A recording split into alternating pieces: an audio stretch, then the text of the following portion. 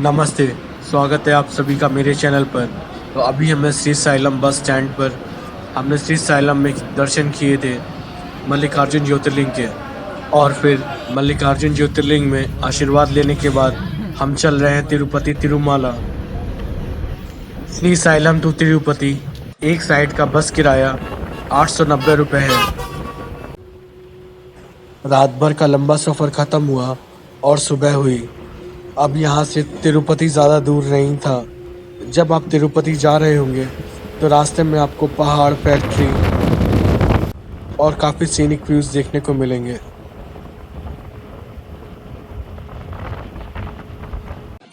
दिन का सफ़र आपको बोरिंग कतई नहीं लगेगा, क्योंकि आपको दोनों तरफ पहाड़ दिखेंगे और अच्छे व्यूज़ दिखेंगे।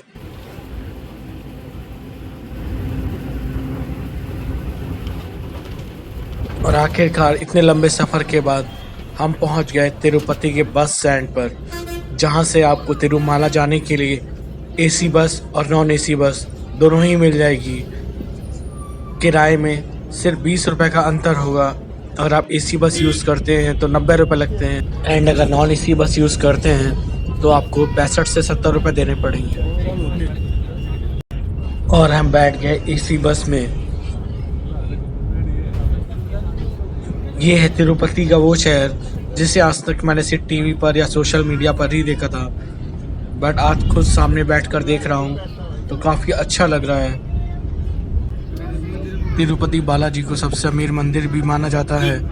यहाँ हर दिन लाखों लोग दर्शन करने के लिए आते हैं। एक जानकारी के मुताबिक मंदिर के पास मौजूदा समय में 10,000 किलो सोना, 12,000 करोड़ रुपए की एफडी और 1100 करोड़ से भी ज़्यादा की अचल संपत्ति है। तिरुपति में 2 बस स्टैंड हैं, जहां पर मुझे बस ने उतारा, जहां से मैंने फिर बस पकड़ी। वहां से अब हम चल रहे हैं दूसरे बस स्टैंड की तरफ, जहां पर आपको एसी बस का टोकन लेना होगा 90 रुपीज़ देकर।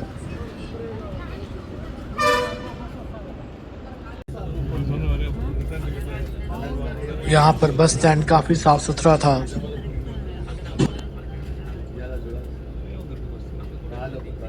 और ये है वो काउंटर जहाँ से आप टिकट लेंगे। जब आप सफ़र में आगे बढ़ेंगे तो आपको बीच रास्ते पर करुणा का स्टैच्यू दिखेगा, जो कि काफ़ी अच्छा लगता है देखने पर। और यहाँ नीचे से जो आपको पर्वत श्रृंखला ऊंचाई पर दिख रही है, हमें जाना है वहीं पर। तिरुपति में रोड के दोनों तरफ काफ़ी अच्छे पेड़ लगे हुए थे और यह बहुत ही अच्छी जगह और साफ़ सुथरी जगह थी।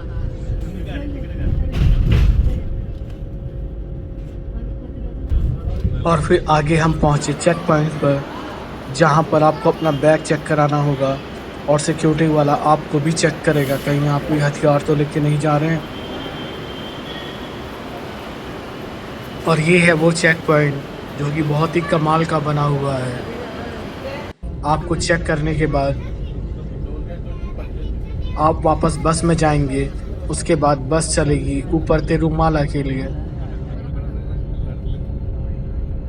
जब आप ऊपर तिरुमाला के लिए जा रहे होंगे तब आपको बहुत ही नीट एंड क्लीन रोड्स और बगल में जंगल और दूसरी तरफ खाई दिखाई देगी, जहां से आप पूरा तिरुपति देख सकते हैं।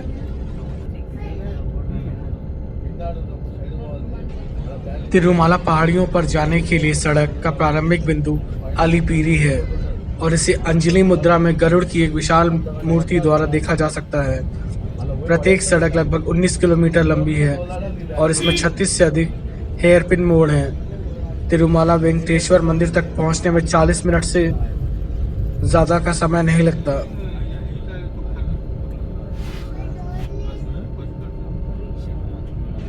दोनों घाट सड़कें डबल लेन प्रकार की हैं, जो पहाड़ियों के साथ अलग अलग रास्तों का अनुसरण करती हैं। पुराना घाट रोड 1944 में बनाया गया था, जबकि दूसरा 1974 में खोला गया था।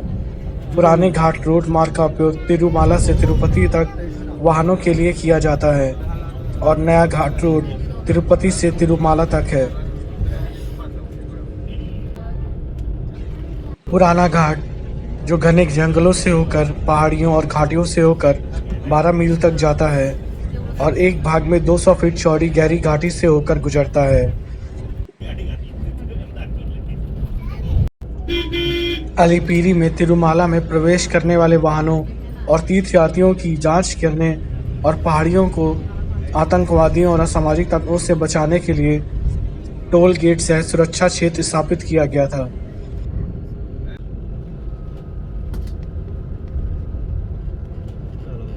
रास्ते में गहरी घाटियां देखना बहुत ही शानदार अनुभव था।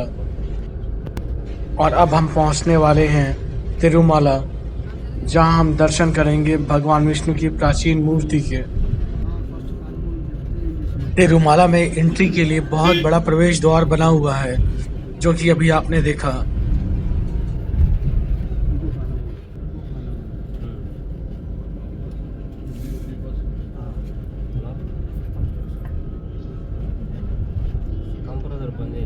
कुछ देर में बस पहुंच गई तिरुमाला बस स्टैंड। वहां से उतरने के बाद मैं चल दिया मंदिर की तरफ। आप ये जो रास्ता देख रहे हैं, ये जाता है मंदिर की तरफ।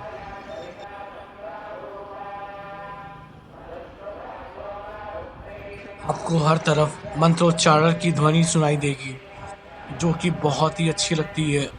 जैसे जैसे आप आगे बढ़ते जाएंगे, वैसे वैसे धीरे धीरे मंत्रों की ध्वनि बहुत अच्छी लगने लगेगी। थोड़ा और आगे आने पर आपको ये दुकानें दिखाई देंगी, जहाँ से आप माला, भगवान वेंकटेश की मूर्ति की चैन और भी सामान खरीद सकते हैं। और अब हम पहुँच रहे हैं श्री वेंकटेश्वरा स्वामी टेम्पल, जो कि देखने में काफ़ी ही खूबसूरत दिख रहा है। तिरुपति वेंकटेश्वर मंदिर एक हिंदू मंदिर है, जो भारत के आंध्र प्रदेश के तिरुपति जिले के पहाड़ी शहर तिरुमाला में स्थित है। यह मंदिर भगवान विष्णु के एक रूप भगवान वेंकटेश्वर को समर्पित है, जिनके बारे में माना जाता है कि वे मानव जाति को कलयुग की परीक्षाओं और परेशानियों से बचाने के लिए पृथ्वी पर प्रकट हुए थे।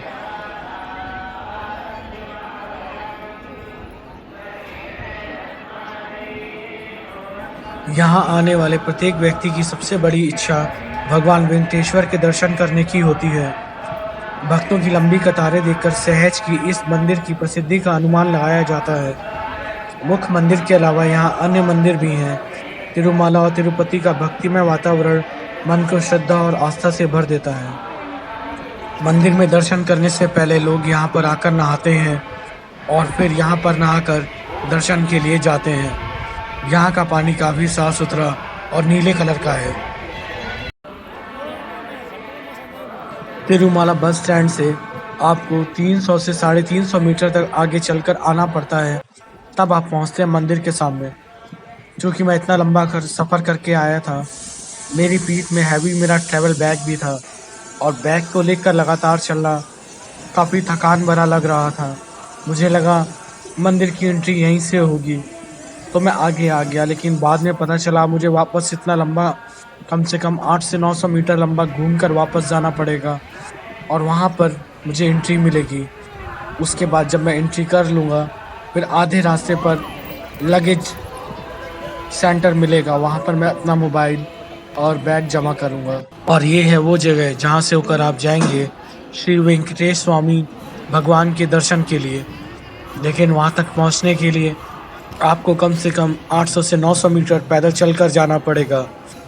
आपको रास्ते में बीच बीच में लगे सेंटर्स दिखेंगे, लेकिन वो उन लोगों के लिए होंगे जिन्होंने मंदिर में स्पेशल दर्शन करने के लिए ऑनलाइन पेमेंट करी हुई होगी। और फ्री दर्शन करने वालों की लाइन एकदम आखिर में लगती है, उनको लंबा चल के जाना पड़ेगा।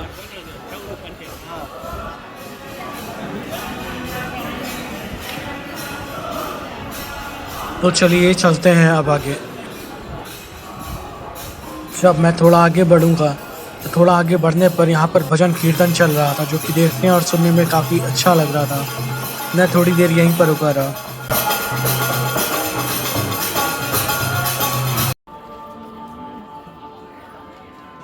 जब आप श्री वेंकटेश स्वामी के दर्शन करने के लिए जा रहे होंगे, तो जो रास्ता बना हुआ है वो चारों तरफ हरियाली ही हरियाली थी। इसके बीच से होकर जाना भी काफ़ी सुखद अनुभूति थी।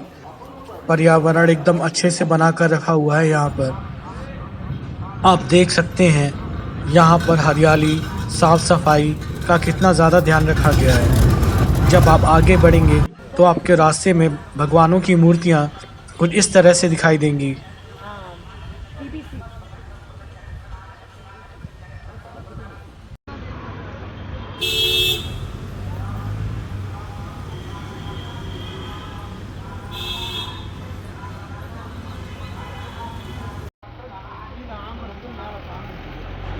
फिर आधे रास्ते में मैं पहुंचा उस जगह पर जहां पर लोगों की भीड़ लगी थी। लेकिन बाद में पता चला इन लोगों ने ऑनलाइन पेमेंट किया हुआ था।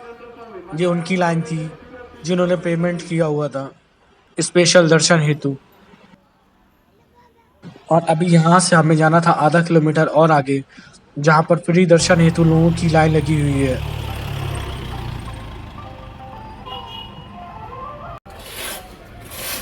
और कुछ देर बाद हम पहुँच गए उस जगह पर जहाँ से फ्री दर्शन करने हेतु लोगों की लाइन थी। यहाँ से लोग अंदर जा रहे थे, लेकिन मैं तो मान गया।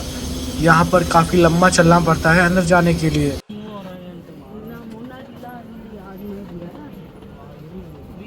और फिर जितने भी भक्तगण आए थे श्री वेंकटेश्वरा के दर्शन हेतु, उनको बताया गया कि आगे हॉल में अंदर जाकर थोड़ा आराम करें और खिचड़ी का लुत्फ उठाएं।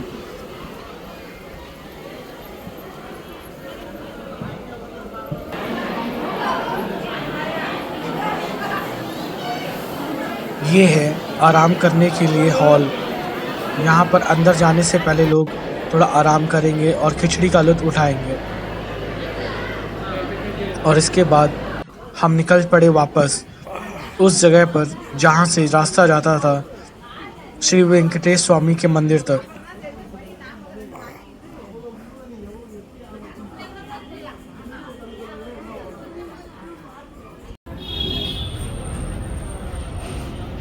और फिर काफ़ी लंबा चलने के बाद हम पहुंच रहे हैं लगेज सेंटर में, जहां पर आपका मोबाइल और बैग सबमिट हो जाएगा।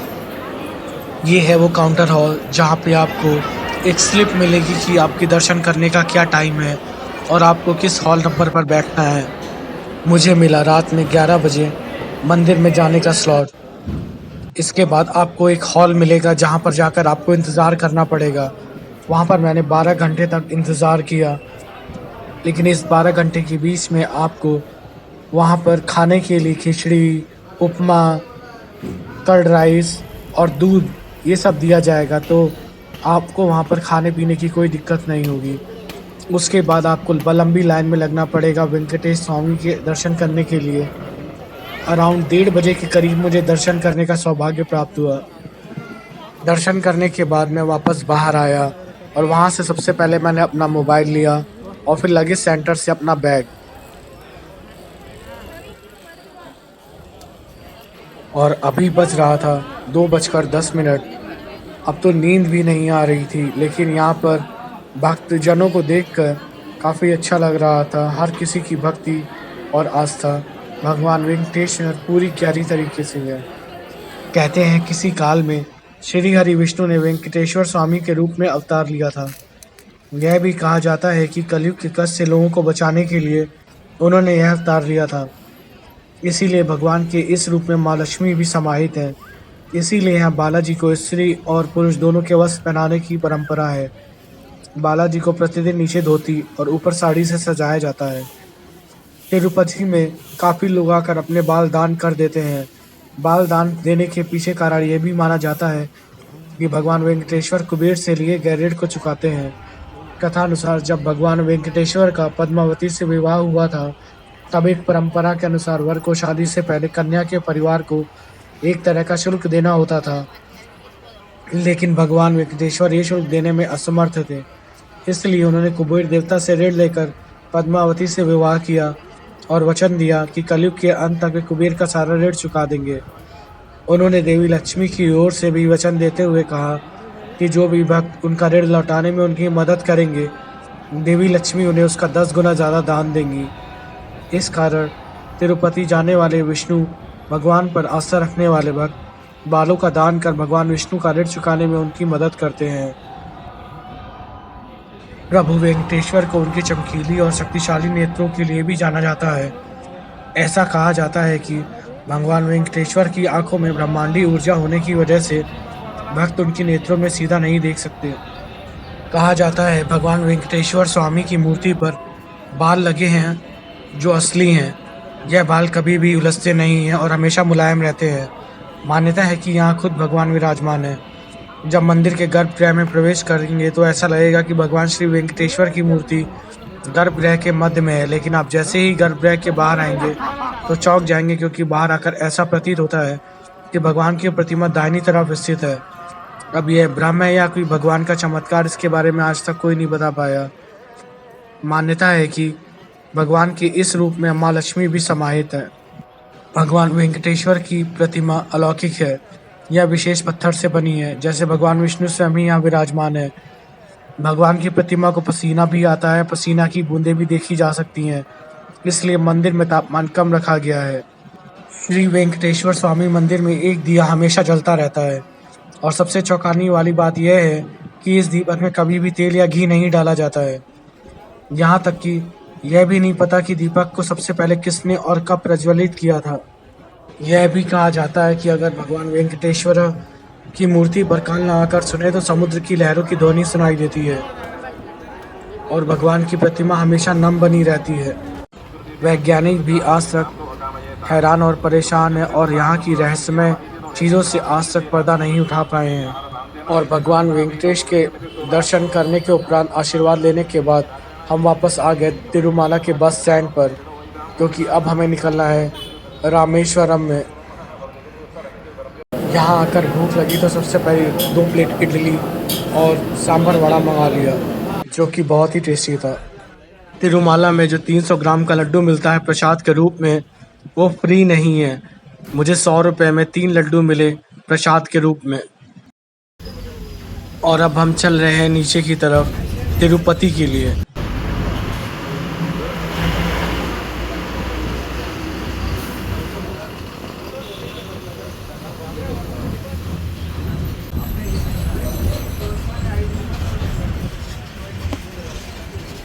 और कुछ देर सफ़र के बाद हम वापस पहुंच गए तिरुपति, जहां मुझे सबसे पहले जाना था तिरुपति बस स्टैंड पर, क्योंकि वहां से रेलवे स्टेशन सिर्फ 1 किलोमीटर की दूरी पर था।